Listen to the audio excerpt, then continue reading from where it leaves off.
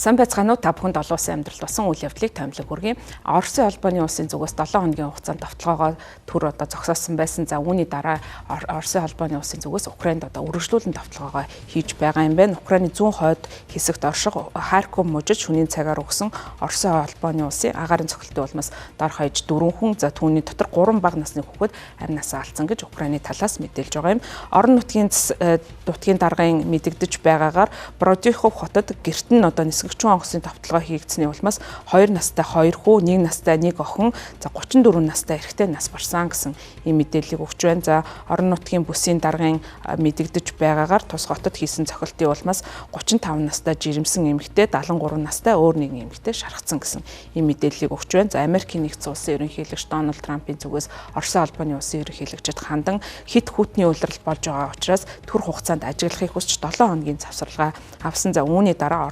Оросын холбооны улс Москвагийн зүгээс энэхүү дахин цохилт өгч байгаа нь энэ болж байгаа юм байна. Украины 2 дахь том хот болох Харьковын баруун хойд хэсэгт орших Богодохов хот нь сүүлийн өдрүүдэд бараг өдөр бүр Оросын дайралтанд өртөж байгаа юм байна. За Даваа гарагт тус хотод 41 настай эмэгтэй 10 настай хүү амнасаа алдсан гэж бас орон нутгийн захиргаанаас мэдэгдэж байгаа. Оросын цэргийн хүчнийхэн Мегмар гарагт Славянск хотод 7 бөмбөг хайсан гэж Донецк бужийн дарга Вадим Вляшкин Telegram хуудсанд мэдэгдсэн байна.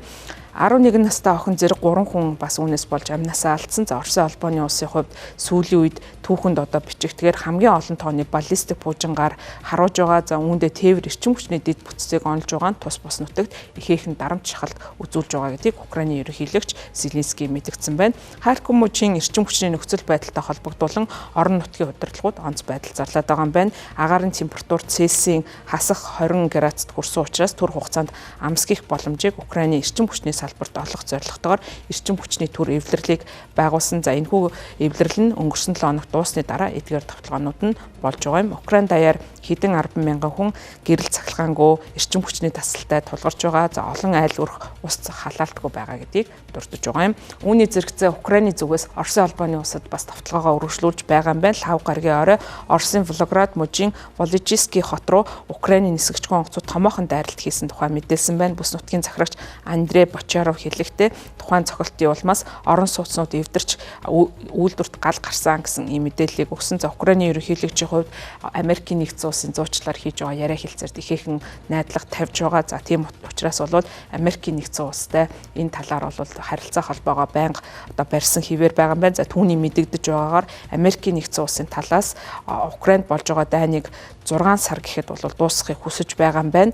За үүнтэй холбоотойгоор хоёр тал эх 7 хоногт Америкийн нэгдсэн улсад бол хилцээний ширээнд уригдсан гэсэн ийм мэдээллийг өгч байна. За Оросын холбооны улсын хувьд Украины эсрэг бүрэн хэмжээний давталгааг 2022 оны 2 дугаар сарын 2 дугаар сард бол хийсэн. За үүнээс хойш бараг 4 жилийн хугацаа болж байгаа юм.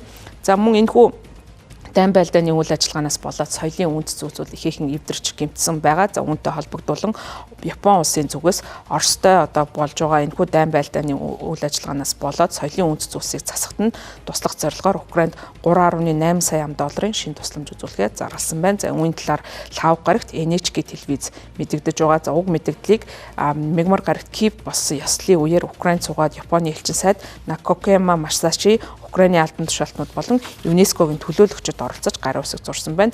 За шинэ санхүүжилтэнд хиймэл дагуулын зураг болон шалгалтын бусад аргыг ашиглан соёлын өвийн дурсгал газруудад учирсан хохирлыг шалгахад тусалцаа үзүүлэх зорилготой гэж ЮНЕСКО мэдгдсэн. За мөн ЮНЕСКОгийн хэлж байгаагаар Япон улсын оруулж байгаа хувь нэмэр нь тус агентлагийн Украинд олгосон нийт санхүүжилтийн бараг 40%-ийг бүрдүүлэх боломжтой гэдгийг мэдэгдэж байгаа юм. За Япон улсын хувьд бол Америкийн нэгдсэн улстай холбоотны харилцаатайд гэхдээ бол НАТОд бол гишүүнчлэгүй юм ус байгаа. За НАТОгийн даяарын түнш гэсэн ийм статустай ажилладаг. За өөрөөр хэлбэл Украинд тусалж байгаа явдал нь НАТОгийн орнууд болон эдгээр орнуудад учирч байгаа аюулгүй байдалтай холбоотой асуудлуудад бас Япон улсын аюулгүй байдлын ямар нэгэн оролцоо байгааг бол харуулж байгаа юм. За Япон улс өөрийнхөө аюулгүй байдлын оролцоог өргөн хэмжээнд тодорхойлж Европын аюулгүй байдалд бас тодорхой хэмжээнд хувь нэмрээ оруулж байгаа. За мөн Америкийн нэгдсэн улсын гэрээний холбоотон гэдэг утгаараа энэхүү асуудалд бол оролцож байгаа явдал нь Японы бодлогот ямар өөрчлөлт орж байгааг бас харуулж байгаа нэгэн жишээ болж байгаамаа.